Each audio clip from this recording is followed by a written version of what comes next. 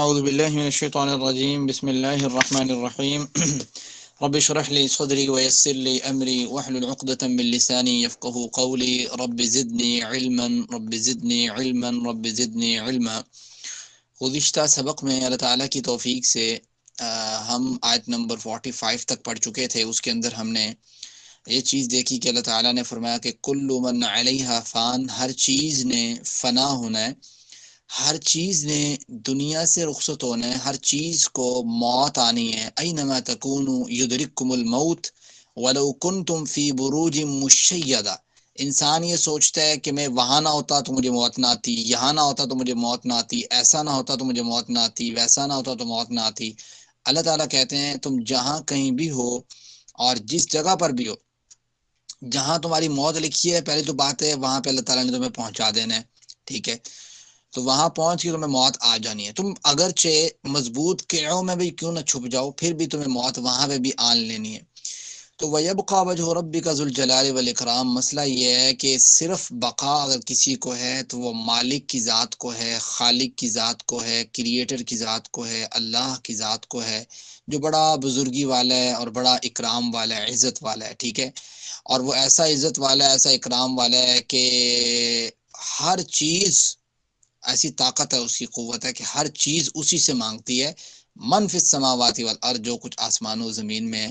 اسی طریقے سے ہم نے گزشتہ سبق جو ہے وہ اللہ تعالیٰ کی توفیق سے پڑھا تھا، تھوڑا سا جہنم کا ذکر تھا، اور اب اللہ تعالیٰ یہاں سے تھوڑا جنت کا ذکر سٹارٹ کر رہے ہیں اور فرما رہے ہیں کہ وَلِمَنْ خَافَ مَقَامَ رَبِّهِ جَنَّتَانِ، اور اس کے لیے جو ڈر گیا مقام کھڑے ہونے سے، ربی اپنے رب کے سامنے، جنتان دو باغ ہیں، ٹھیک ہے؟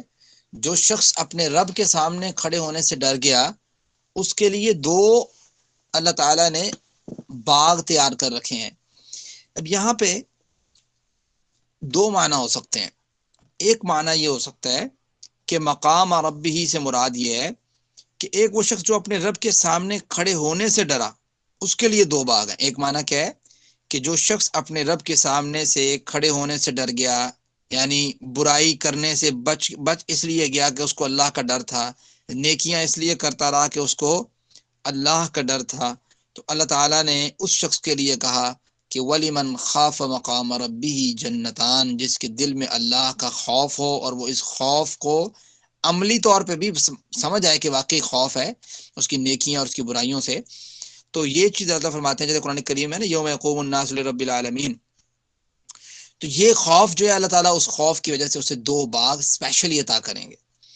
اچھا، دوسرا اس کا معنی یہ بھی ہو سکتا ہے وَلِمَنْ خَافَ مَقَامَ رَبِّهِ جَنَّتَانِ کا، کہ جو شخص اپنے رب کے اپنے اوپر قائم ہونے سے ڈر گیا، یعنی اس کو یہ پتا ہے کہ میرا رب میرے اوپر نگران ہے، ٹھیک ہے؟ ایک تو ہے نا کہ وہ خود رب کے سامنے کھڑے ہونے سے ڈر گیا، ایک ہے رب اس کے سامنے جو ہے وہ بطور نگران اس کو دیکھ رہا ہے، وہ اس چیز سے خوف کھاتا ہے کہ اللہ تو میری ہر حرکت کو دیکھ رہا ہے، علیم بذات الصدور ہے، تعملون بصیر ہے، ٹھیک ہے؟ اللہ تعالیٰ تو میری ایک ایک بات کو دیکھ رہا ہے، سن رہا ہے، سمجھ رہا ہے، اس کے میرے دل میں پیدا ہونے والے خیالات کو بھی جانتا ہے، تو یہ چیز اس کے دل میں خوف پیدا کرتی ہے۔ تو اللہ تعالیٰ فرماتے ہیں جیسے قرآن کریم میں افمن هو قائم علی کل نفس بما کسبت، تو ہر جان کے اوپر اگر کوئی چیز نگران ہے تو اللہ تعالیٰ کی ذات ہے۔ تو یہ دو معنی اس کے ہو سکتے ہیں، دوبارہ ایک دفعہ سمجھیں۔ ایک معنی یہ ہے کہ انسان جو ہے اپنے رب کے سامنے کھڑے ہونے سے ڈرے، ٹھیک ہے؟ اس کی بات کو ڈینائی کرنے سے ڈرے۔ دوسری بات یہ ہے کہ وہ اس بات کا اس کو دل میں خوف ہونا چاہیے فل، کہ وہ اپنے رب، اس کا رب جو ہے اس کے اوپر کھڑا ہے، اس کے اوپر نگران ہے۔ بات سمجھ رہے ہیں؟ تو یہ دونوں معنی بیک وقت بھی مراد ہو سکتے ہیں، یہ قرآن کریم کا کمال ہے، ٹھیک ہے؟ کہ متعدد معنی بھی بعض اوقات جو ہے اٹھائے ہوئے ہوتے ہیں، حامل ہوتے ہیں، وہ عبارت۔ تو اللہ تعالیٰ نے یہاں پہ ذکر کیا ہے کہ اگر کوئی چیز ہے نا جو جنت کا انسان کو وارث بنا رہی ہے، تو وہ خوف ہے، ڈر ہے اللہ تعالیٰ کا، ٹھیک ہے؟ خشیت الہی ہے۔ کس طریقے سے؟ اس کے کئی ایک واقعات ہیں، یہ میں نے ایک واقعہ یہاں سے بھی نکالا ہے، یہ دیکھیں ذرا، یہ واقعہ اس حدیث مبارکہ کو پڑھیں آپ، اس میں جناب حذیفہ، یہ صحیح بخاری کی حدیث ہے، ٹھیک ہے، حدیث نمبر 3452 ہے۔ حذیفہ رضی اللہ تعالیٰ عنہ بیان کرتے ہیں کہ میں نے رسول اللہ صلی اللہ علیہ وسلم کو یہ فرماتے سنا کہ ایک شخص کی موت کا جب وقت آیا گیا اور وہ اپنی زندگی سے بالکل مایوس ہو گیا، تو اس نے اپنے گھر والوں کو وصیت کی کہ جب میری موت ہو جائے تو میرے لیے بہت ساری لکڑیاں جمع کرنا اور ان میں آگ لگا دینا، جب آگ میرے گوشت کو جلا چکے اور آخری ہڈی کو بھی جلا دے تو ان جلی ہوئی ہڈیوں کو پیس ڈالنا اور کسی تند ہوا والے دن کا انتظار کرنا، اور ایسے کسی دن میری راکھ کو دریا میں بہا دینا۔ اس کے گھر والوں نے ایسا ہی کیا، لیکن اللہ تعالیٰ نے اس کی راکھ کو جمع کیا اور اسے پوچھا ایسا تو نے کیوں کروایا؟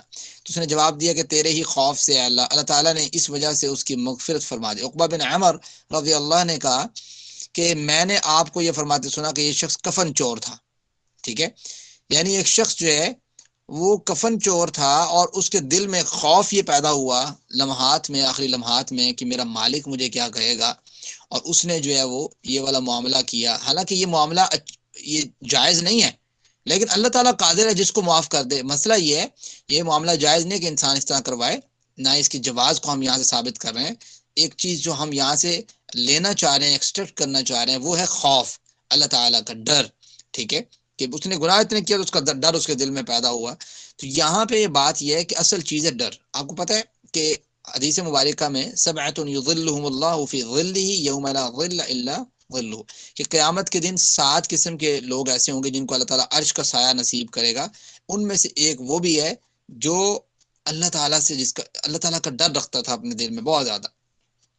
اور آپ نے وہ واقعہ بھی بنی اسرائیل کا سنا ہوگا کہ جس میں وہ 3 بندے جو ہیں وہ غار کے اندر جو ہے نا وہ پھنس گئے تھے، ٹھیک ہے، اور غار کے اندر پھنسے ایسے کہ غار کے اندر جا کے بیٹھے ہیں تو بارش شروع ہو گئی اور عجیب جو ہے نا تیز ہوا چلنے لگی، اور جو پہاڑی علاقوں میں رہتے ہیں ان کو پتہ ہے کہ لائن سلائڈنگ اور اس ٹائپ سے جو ہے نا پتھروں کا گرنا، وہ پتھر آ کے جو ہے نا غار کے منہ کے سامنے وہاں پہ گر گیا اور بند ہو گیا اس کا آنے جانے کا راستہ۔ تو وہاں پہ وہ بیٹھے بیچارے بڑے پریشان کہ اب کیا کریں۔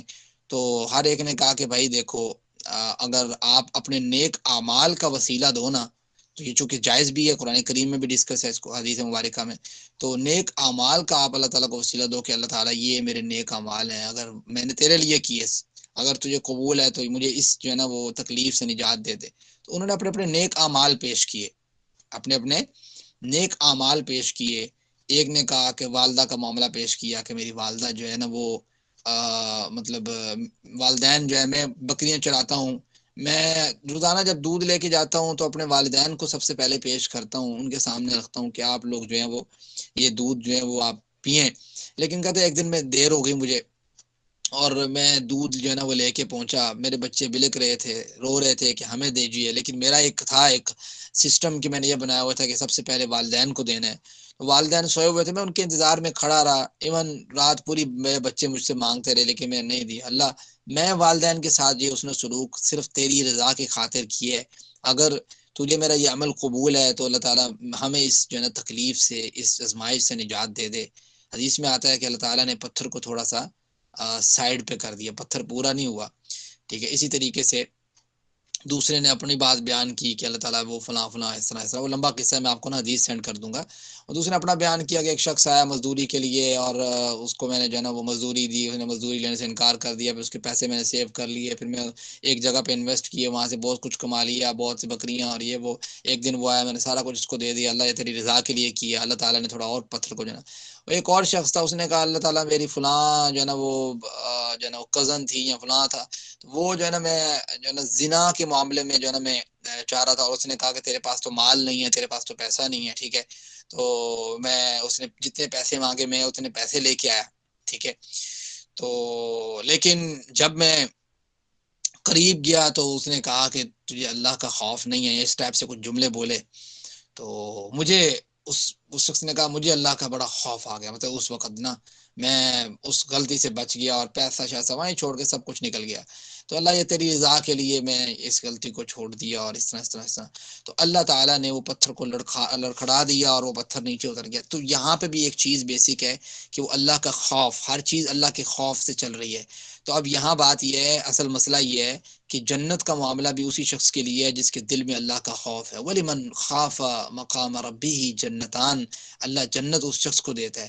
پھر یہاں پہ اللہ تعالیٰ نے اکثر جگہوں پہ آپ دیکھیں گے اسی صورت کے اندر دو چیزوں کا ذکر کیا، جیسے رب المشرقین اور رب المغربین، یہاں پہ بھی ہے جنتان، ٹھیک ہے۔ تو آگے بھی اللہ تعالیٰ نے اسی طریقے سے عینان تجریان، پھر آگے جا کے اللہ تعالیٰ نے ایک اور بات کی وَمِن دُونِهِمَا جنتان۔ تو یہاں پہ اصل مسئلہ یہ ہے کہ سوال سمجھنے والی سوال یہ پیدا ہو سکتا ہے کہ دو باغوں کا ذکر ہی اللہ تعالیٰ نے کیوں کیا؟ بھئی اللہ تعالیٰ کے ہاں کیا دو باغ ہیں صرف؟ ٹھیک ہے، تو اس کا جواب اگر ہم قرآن کریم سے ہی ڈھونڈتے ہیں، تلاش کرتے ہیں، تو قرآن کریم بھی کئی جگہوں پر نا مثال کے طور پر کہتا ہے کہ وَمَنْ عَمِلَ صَالِحًا مِّن ذَكَرٍ أَوْ أُنثَىٰ وَهُوَ مُؤْمِنٌ فَأُولَٰئِكَ يَدْخُلُونَ الْجَنَّةَ، جو کوئی بھی نیک اعمال کرے گا، مرد ہو یا عورت ہو، ٹھیک ہے، اللہ کے ہاں یہ دونوں جنس کے اعتبار سے برابر ہیں، نیک اعمال کے اعتبار سے برابر ہیں اور ریوارڈ کے اعتبار سے برابر ہیں، ٹھیک ہے۔ میں فَأُولَٰئِكَ يَدْخُلُونَ الْجَنَّةَ، تو اللہ تعالیٰ قرآن کریم میں اور جگہ پر جمع کا صیغہ بھی ہے، جیسے وَبَشِّرِ الَّذِينَ آمَنُوا وَعَمِلُوا الصَّالِحَاتِ أَنَّ لَهُمْ جَنَّاتٍ، ٹھیک ہے، ان لوگوں کو خوشخبری دے دو جو ایمان لے کے اور نیک اعمال کیا، ان کے لیے جنات ہیں۔ تو اب یہاں سے پتہ یہ لگتا ہے کہ اللہ تعالیٰ کے باغ بے شمار ہیں، جیسے کچھ اسپیشل ہوتا ہے نا، یہ ان باغات کے بارے میں بات کی جا رہی ہے جو اللہ تعالیٰ نے کوئی اسپیشل پرووائڈ کرنے ہیں، کوئی خاص باغ جس کو آپ کہہ لیں۔ اسی طریقے سے ایک حدیث مبارکہ صحیح البخاری کی حدیث نمبر 4788، یہاں سے میں آپ کو کھول کے بھی دکھاتا ہوں، ایک منٹ۔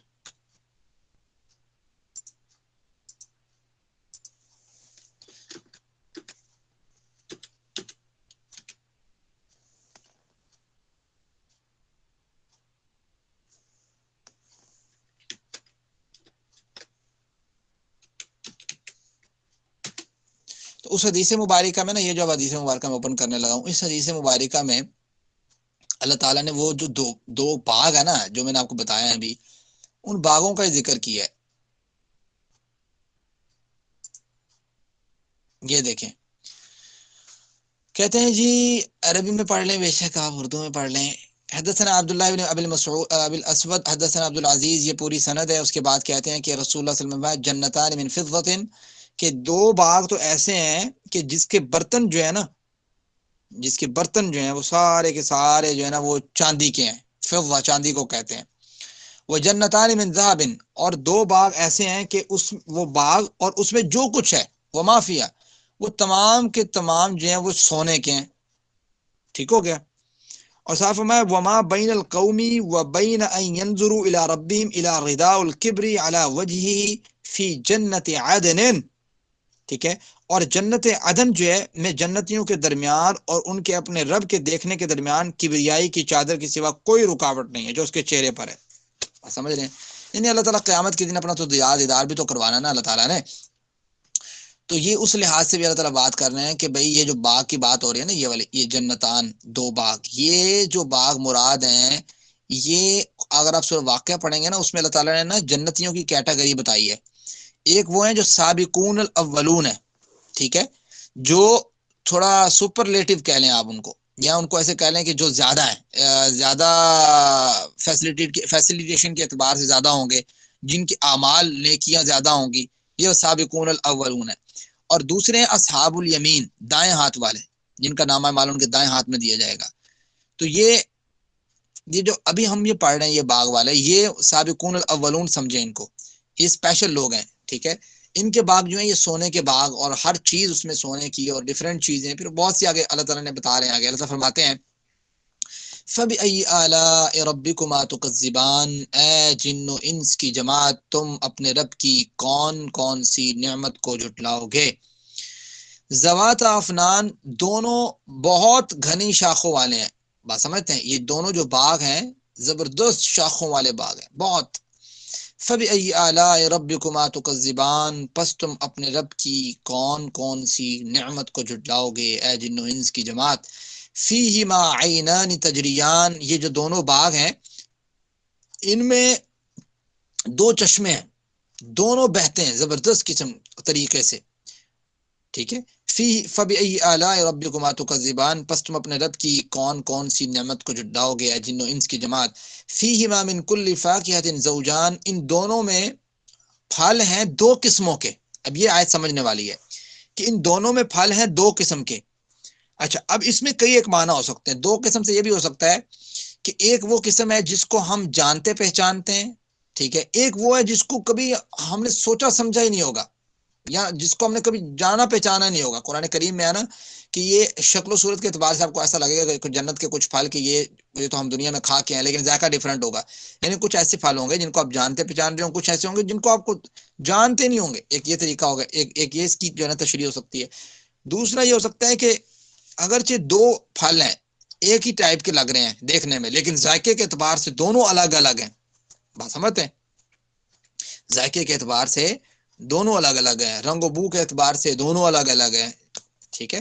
تو یہ چیز ہو سکتی ہے۔ یہاں پہ اللہ فرماتے ہیں فیہما من کل فاکہۃ زوجان، وہ دونوں جو ہیں پھل ان کے جو ہیں وہ دو قسم کے پھل ہیں۔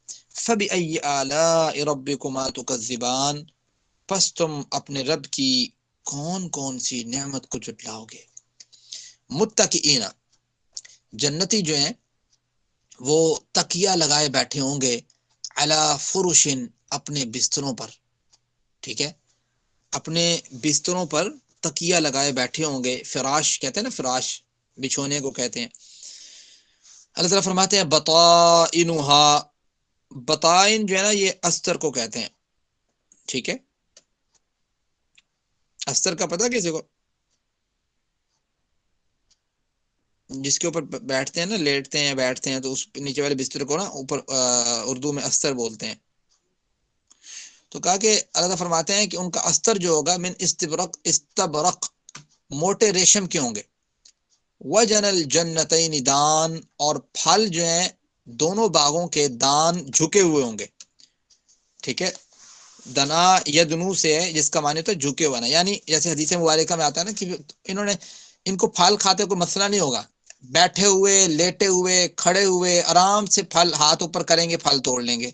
وجن الجنتین، ان کے وہ جو جیسے اوپر کہا نا کہ زواتا افنان، یہ والی جو بات کی اللہ تعالیٰ نے کہ وہ شاخوں والے ہوں گے، زبردست شاخوں والے۔ اب اس سے آپ ریلیٹ کریں ذرا اسے کہ اللہ تعالیٰ فرماتے ہیں کہ وہ تکیہ لگائے بیٹھے ہوں گے اپنے بستروں پر، جیسے کوئی حاکم وقت ہوتا ہے، پرانے دور کے بادشاہ ہوتے تھے، اس طریقے سے۔ وجن الجنتین دان، اور پھل جو ہے اتنے قریب ہوں گے کہ ان کو یہ نہیں ہے کہ فلاں کو کہیں یار توڑا لے کے آؤ، فلاں نہیں، خود ہی اپنا ہاتھ اوپر بڑھائیں گے تو وہ پھل توڑ لیں گے۔ فبأي آلاء ربكما تكذبان، پس تم اپنے رب کی کون کون سی نعمت کو جھٹلاؤ گے۔ اب دیکھیں اللہ تعالیٰ نے، اللہ کے رسول کا فرمان ہے کہ جنت جو ہے نا وہ ایسی ہوگی کہ نہ کسی آنکھ نے دیکھی ہوگی، سوچا ہوگا، نہ کسی دماغ نے اس کو سمجھا ہوگا کہ یار یہ اس طرح بھی چیز ہو سکتی ہے، اس طرح بھی ہو سکتا ہے، ٹھیک ہے۔ یہ تو ایک تخیلات کے اوپر بیس کر رہی ہے ابھی جو باتیں، وہ اس لحاظ سے کہ بھی جو دنیا میں آپ دیکھ رہے ہو اس سے ریلیٹڈ جو اس کی جو کمپیٹیبلٹی ہے اس کی بات ہو رہی ہے۔ فیہن قاصرات الطرف، اللہ تعالیٰ فرماتے ہیں یہاں سے جو جنت کی حور ہیں یا جنت کی عورتیں ہیں ان کے متعلق بات ہو رہی ہے اور ان کی کوالٹی ڈسکس ہو رہی ہے۔ فرماتے ہیں فیہن، ان میں ہوں گی قاصرات، جھکانے والیاں، الطرفی، نگاہوں کو، یعنی اللہ تعالیٰ کو نگاہ جھکانے والیاں بڑی پسند ہیں۔ لم یطمثہن، اس اعتبار سے کہ اللہ تعالیٰ پسند کرتا ہے اور ایک کوالٹی کے طور پہ بیان کی ہے کہ یہ بہت اچھی چیز ہے۔ نگاہ جھکانے سے مراد یہ ہے کہ جب اللہ تعالیٰ نے ان کو ان کے مطلب سپرد کر دیا، کسی بھی شخص کے خاوند بنا دیا، تو پھر دوسرے شخص کی طرف نگاہ اٹھا کے دیکھنا ان کو گوارا نہیں ہوگا۔ لم یطمثہن، نہ چھوا ہوگا انہیں، انسن، کسی انسان نے، قبلہم، ان سے پہلے، ولا جان، اور نہ کسی جن نے چھوا ہوگا، ٹھیک ہے، نہ کسی انسان نے چھوا ہوگا، نہ کبھی کسی جن نے چھوا ہوگا۔ اگرچہ وہ عورتیں جو دنیا میں تھی اور ان کے وہ بھی نیک تھی اور ان کے خامد بھی نیک تھے، تو اللہ تعالیٰ ان کو جو ہے نا وہ دوبارہ قیامت کے دن جو ہے آپس میں اسی رشتے کے اندر جو ہے نا وہ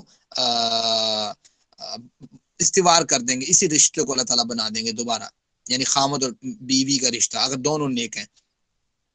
تو اب مسئلہ یہ ہے کہ اور اس میں بھی اللہ تعالیٰ اس دوبارہ سے ایک تخلیق ہے نا، اللہ تعالیٰ کی دوبارہ ایک دفعہ کریٹ کرنا ہے، اللہ تعالیٰ نے دوبارہ ایک جسم کا ایک سسٹم ہے، یہ نہیں ہے کہ وہی جسم جو ہے، نہیں، دوبارہ اللہ تعالیٰ نے جسم بنانا ہے۔ تو یہ ساری بات اللہ تعالیٰ فرماتے ہیں کہ لم یطمثہن انس قبلہم ولا جان۔ اب یہاں سے ایک اور بات بھی سمجھ آتی ہے، یہاں پہ اللہ تعالیٰ نے یہ جو بات کی ہے نا کہ نہیں چھوا انہیں کسی انسان نے اس سے پہلے اور نہ کسی جن نے، تو پتہ یہ لگتا ہے کہ جنوں کے اندر بھی اپنی کمیونٹی کو بڑھانے کا جو ذریعہ ہے وہ بھی اسی طریقے سے ہے جیسے انسانوں کے اندر ہے، ٹھیک ہے۔ یہ اشارتاً آپ کو میں نے ایک بات بتا دی ہے۔ فَبِأَيِّ آلَاءِ رَبِّكُمَا تُكَذِّبَانِ، پس تم اپنے رب کی کون کون سی نعمت کو جھٹلاؤ گے، ٹھیک ہے، اے جن و انس کی جماعت۔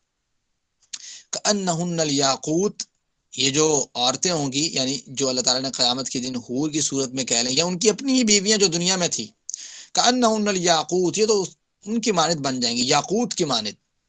یاقوت ایون آپ یہ دیکھیں کہ یاقوت ایسے بھی ہیں کہ اس کے اندر دھاگا بھی ڈالو نا تو سم ٹائم دھاگا بھی آر پار نظر آ رہا ہوتا ہے، سمجھتے، اس سے اللہ تعالیٰ نے تشبیہ دی ہے ان عورتوں کی خوبصورتی کے بارے میں۔ والمرجان، اور مرجان کے مانند، یہ ذرا آپ دیکھیں، میں نے نا یہاں پہ ویسے سرچ کیا تھا، دنیا کے یاقوت اور اس کو کمپیئر تو نہیں کیا جا سکتا جنت کے ساتھ۔ اب یہ یاقوت ہے، یاقوت سٹون جو ہے دنیا کا، ٹھیک ہو گیا، اور یہ مرجان ہے، یاقوت یہ اور مرجان یہ، تو کمپیئر تو نہیں کیا جا سکتا کہ یاقوت اور مرجان دنیا کے جس طرح کے ویسے ہوں گے، لیکن دنیا میں جو ہے وہ آپ کو دکھا رہا ہوں۔ فَبِأَيِّ آلَاءِ رَبِّكُمَا تُكَذِّبَانِ، بس تم اپنے رب کی کون کون سی نعمت کو جھٹلاؤ گے اے جن و انس کی جماعت۔ هل جزاء الاحسان الا الاحسان، انسان کی گڈنس جو ہے اس کا رسپانس بھی وہی ہونا چاہیے، یعنی اس کا ریوارڈ بھی وہی ہونا چاہیے۔ هل جزاء الاحسان، نہیں ہے احسان کا بدلہ الا الاحسان، مگر احسان ہی، یعنی نیکی کا بدلہ کیا ہے؟ پہلے احسان سے مراد نیکی ہے، اچھے کام کرنا ہے، برائی سے بچنا ہے، اور دوسرے احسان سے مراد اللہ تعالیٰ کی جنت کا مہمان بننا ہے۔ تو یہ ہے حل جزاء الاحسان الا الاحسان، نیکی کا بدلہ کچھ نہیں ہے سوائے جنت کے۔ فبأي آلاء ربكما تكذبان، پس تم اپنے رب کی کون کون سی نعمت کو جھٹلاؤ گے اے جن و انس کی جماعت، نعمتوں کو جھٹلاؤ گے۔ تو یہاں تک آج کے لیے کافی ہے، کل انشاءاللہ ہماری یہ صورت جو ہے وہ اللہ تعالیٰ کی توفیق سے ہم اس کو جو ہے نا وہ کور کر لیں گے۔ دعا یہ اللہ مجھے اور آپ کو عمل کی توفیق دے، اللہم اجعلنا منہم، اللہ تعالیٰ ہمیں ان لوگوں میں سے بنائے۔ جی، کسی کا اگر کوئی کویسچن ہے آج کے سبق سے ریلیٹڈ تو وہ کر سکتا ہے۔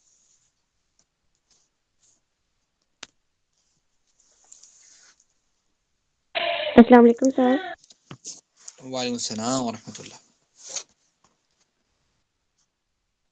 جی سر یاقوت اور مرجان کا دوبارہ بتا دیں۔ میں نے یہ یاقوت اور مرجان سے ریلیٹڈ کوئی خاص بتایا نہیں ہے، لیکن میں یہی بتانا چاہتا ہوں کہ یاقوت جو ہے سرخ رنگ کا پتھر ہوتا ہے، ٹھیک ہے، اتنا صاف شفاف ہوتا ہے کہ اس کے درمیان سوراخ میں اگر دھاگا وغیرہ بھی ڈالا جائے نا تو باہر سے نظر آ رہا ہوتا ہے۔ اور مرجان بھی جو ہے نا یہ بھی پتھر ہی ہوتا ہے۔ جنتی عورتیں جو ہے نا ان کی سرخ و سفید رنگت، دلکشی، صفائی، شفافیت، انہیں جو ہے وہ یاقوت و مرجان سے تشبیہ دی گئی ہے اس آیت مبارکہ میں، ٹھیک ہے۔ Okay sir.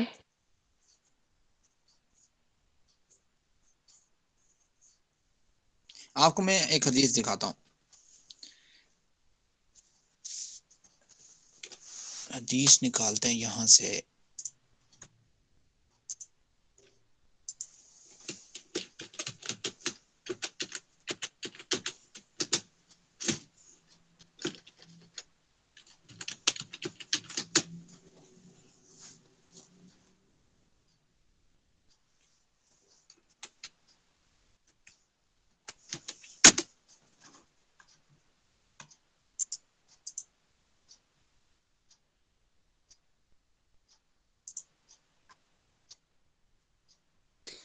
السلام علیکم یہ سر۔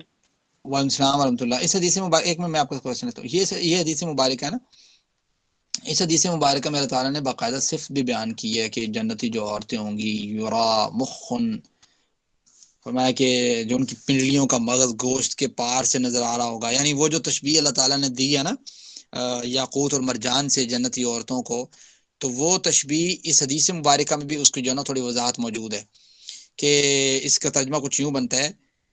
ایک منٹ، یہ کہہ رہے ہیں کہ جناب ابو ہریرہ رضی اللہ عنہ فرماتے ہیں کہتے ہیں کہ کیا ابو القاسم نے یہ نہیں فرمایا کہ پہلی جماعت جو جنت میں داخل ہوگی 14ویں کے چاند کی طرح ہوگی؟ ٹھیک ہو گیا، لیلۃ البدر، بدر کہتے ہیں 14ویں کے چاند کو، 14ویں کے چاند کی طرح ہوگی، اور اس کے بعد والی جماعت جو ہے وہ آسمان کے سب سے زیادہ روشن چمکدار ستارے کی طرح ہوگی، ان میں سے ہر مرد کی 2 بیویاں ہوں گی، لکل امرئ منہم زوجتان، وہی والی بات جو سر رحمان کے جو ہے نا وہ سمجھنے کے وزن پہ، زوجتان اسنتان یعنی 2 بیویاں، ہر مرد کی 2 بیویاں ہوں گی جن کی پنڈلیوں کا مغز گوشت کے پار سے نظر آ رہا ہوگا، اور جنت میں کوئی شخص بیوی کے بغیر نہیں ہوگا۔ یہ حدیث مبارک ہے، کیا کہہ رہے ہیں اللہ تعالیٰ کہ وما فی الجنہ اعزب، اور جنت میں کوئی شخص بھی، یہ دیکھو without a wife of in paradise, یہاں پہ اللہ تعالیٰ یہ بات کر رہے ہیں کہ کوئی بھی شخص جو ہے جنت کے اندر بغیر بیوی کے نہیں ہوگا۔ اس کی تشریح میں آپ یہ بات دیکھ سکتے ہیں یاقوت المرجان کی۔ جی کوئی شخص کوسچن کر رہا تھا۔ سر میں سویرے احمد سر، وہ آپ وسلم نے جو جنت میں حضرت عمر کا محل دیکھا تھا، وہ بھی تو یہ یاقوت اور مرجان ہیرے جواہرات کا تھا نا؟ جی میرے خیال سے ایسا ہی تھا، میرے ذہن میں وہ حدیث مبارکہ ایگزیکٹ نہیں ہے۔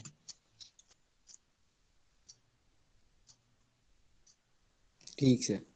جی کسی اور کا کوئی کوسچن آج کے سبق سے ریلیٹڈ؟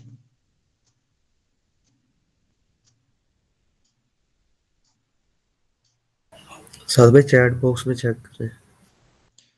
چیٹ باکس میں دیکھیں جی۔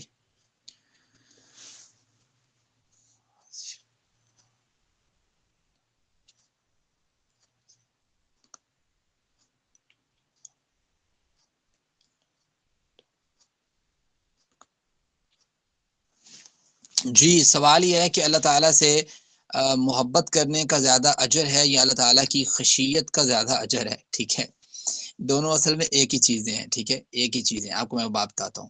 جناب عمر رضی اللہ تعالیٰ عنہ کہا کرتے تھے کہ اللہ تعالیٰ کا خوف اور طمع دونوں چیزیں ہونی چاہیے۔ یہ اصل میں اس کو آپ محبت کو طمع کہہ لیں۔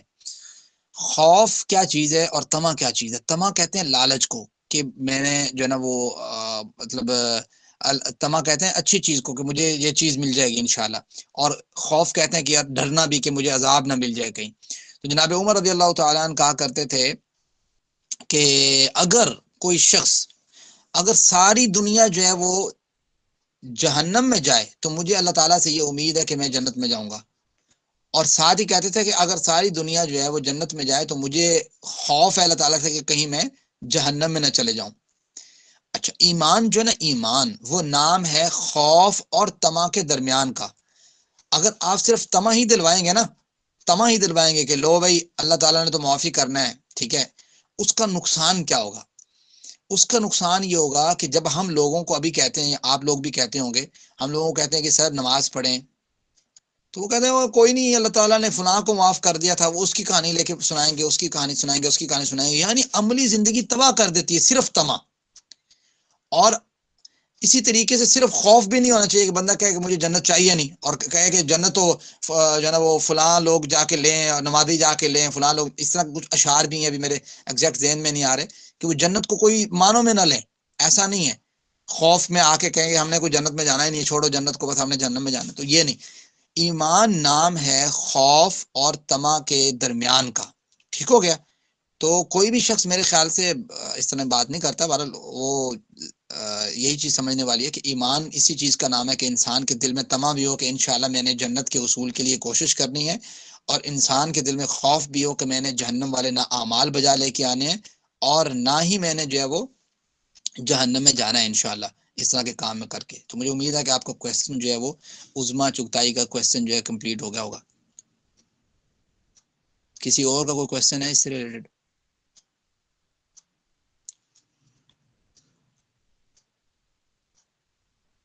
سر یہ تو جو اللہ تعالیٰ سے ڈر گیا اس کے لیے 2 جنتیں ہیں، لیکن جو بندہ عام بندہ ہے، ظاہر ہے وہ بھی تو گناہ نہیں کرتا، اس کو دل ہی دل میں اللہ کا ڈر ہوتا ہے، تو یہ تو ایسے تو ہر بندہ پھر اللہ سے ڈر کے مطلب وہ گناہوں سے بچتا ہے نا، تو سب کے لیے پھر 2 جنتیں۔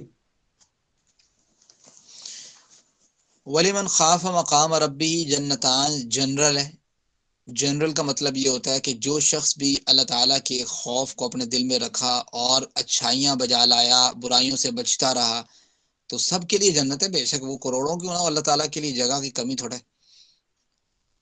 ٹھیک ہے ہم نے کھینچنا تھوڑا کسی کو کہ بھائی تو نے جنت میں نہیں جانا، ٹھیک ہے، ہم نے تو بھائی کوشش کر رہے ہیں کہ لوگوں کو بھیجیں بھائی، اچھے ہم خود بھی اچھے کام کریں، لوگ بھی کریں ماشاءاللہ سے، تو جنت میں جانا چاہیے انشاءاللہ۔ ہم اسی کی کوشش کر رہے ہیں اور اسی کے لیے ہماری یہ توغ و دو محنتیں اللہ تعالیٰ قبول بھی فرمائے۔ جی کسی اور کا کوئی کویسچن ہے؟